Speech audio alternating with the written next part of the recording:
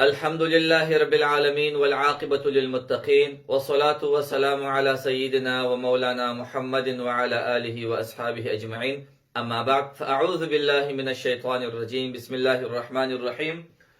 قال رسول الله صلى الله عليه وسلم، رسول عليه الصلاة والسلام فرمائي: من باع دارن، چاچی جائداد خرڅ کی، سرای خرڅ کی.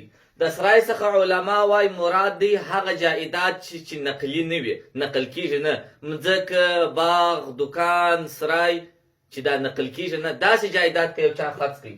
ولم یجعل ثمنها، او دغه جائداد پیسې یې مصرف نه کړلې، فی مثلها، د دې سرای په، د دې جائداد په مثل کې. مثلا د خبرې یو سړی دکان خرڅ کی، یو سړی سرای خرڅ کی، یو سړی باغ خرڅ کی، د دغه جائداد په پیسو باندې دی د دې جائداد مثل را نه نیسي، بل ځای بل دکان، بل مځکه، بل باغ، بل سرای فرا نه نیسي. نو څه پیښیږي؟ لم یبارک له، د ده لپاره په دغه سودا کې برکت نه لویږي، الله د ده په دغه کاروبار کې برکت نه اچي.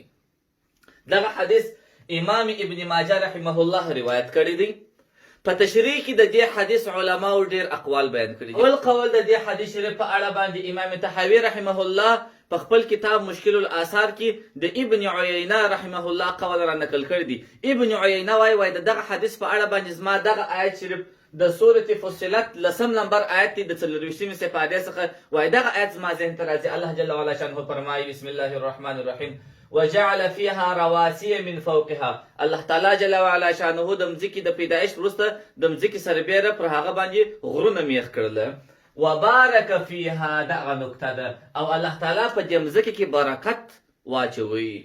وقدر فيها اقواتها، او د څونی غوښتونکي، څونی کسان چې څونی مخلوق چې پر دې مځکه اوسیږي، د هر هغه غوښتونکي لپاره په صحیح اندازه باندې د هغه د غوښتنې سره سم په هغه کې د دوی رزقونه مقرر کړل.